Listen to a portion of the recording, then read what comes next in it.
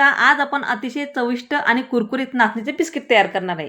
नाचणीपासून आपण नेहमीच भाकरी किंवा इतर पदार्थ बनवतो, पण आज आपण त्याच नाचणीपासून मस्त कुरकुरीत बिस्किट तयार करणार आहे। त्यासाठी लागणार आहे आपल्याला 1 वाटी नाचणी, ते मिक्सरमध्ये बारीक करून घेतली। तुमच्याकडे तयार पीठ जर असेल ना, तुम्ही ते वापरा। नाचणीचं पीठ, त्यामध्ये 1 चमचा बेकिंग पावडर, अर्धा चमचा खाण्याचा सोडा आणि चिमूटभर मीठ, 2 चमचे कोको पावडर घातलेली आहे। कोको पावडर तुम्हाला स्किप करायचं असेल ना, तुम्ही स्किप करू शकता, पण मुलांना चॉकलेट फ्लेवर आवडतो ना, म्हणून मी 2 चमचे कोको पावडर घातलेली आहे। ही पीठ आपल्याला हलकंसं चाळून घ्यायचे। आता हे पीठ आपल्याला चाळून घेतलं, थोडं साईडला ठेवून देऊ। आता एका बाउलमध्ये मी 2 चमचे साजूक तूप घेतलंय, तुम्ही तेलही वापरू शकता। त्याच तुपामध्ये अर्धी वाटीपेक्षा पण कमी मी गूळ खिसलेला घेतलेला आहे। तुम्हाला गूळ पावडर घालायची असेल ना, तुम्ही तेही वापरू शकता, किंवा गोड जास्त पाहिजे असेल तर 1 वाटी गूळ किंवा पाऊण वाटी गूळ वापरू शकता। पण आम्हाला गोड कमी लागतं ना, त्यामुळे मी गुळाचं प्रमाण कमी घेतलेलं आहे। तूप आणि गूळ चांगलं एकजीव चांगलं फेटून घ्यायचं आहे। तुपाच्या मिश्रणामध्ये तयार केलेलं नाचणीचं पीठ घालून घ्यायचे।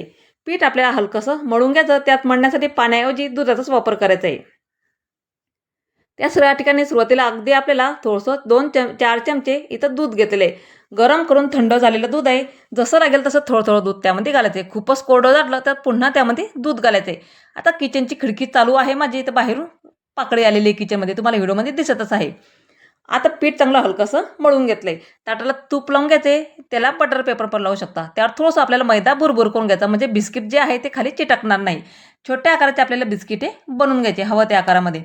गोल आकारामध्ये किंवा चौकोनी आकारामध्ये तो शेप तुम्ही देऊ शकता। मी या ठिकाणी गोल आकारात हे बिस्किट बनवते, चांगले छान डिझाईन यावी म्हणून मी या ठिकाणी रईचेस मध्येने थोडंसं त्याला प्रेस करून घेतले, म्हणजे एक प्रकारची डिझाईन आपली इथं बनून तयार होते। अशा पद्धतीनं बिस्किट आपले हे बनवून तयार करून घ्यायचे। त्याला डेकोरेशनसाठी पिस्त्याचे काप, ड्रायफ्रूट अशा सोप्या आणि चविष्ट नाही लावलं तरी पण पुन्हा चालतं। भेटूया। या ठिकाणी मी बदामाचे काप इथं लावत आहे। मी आधीच गॅसवर कढई प्रीहीट करायला ठेवली 10 मिनिटं आधी, त्यावर खाली मीठ टाकलेलं आहे। आता हे प्लेट आपल्याला त्यावर ठेवून 15 मिनिटं बेक करून घ्यायचे।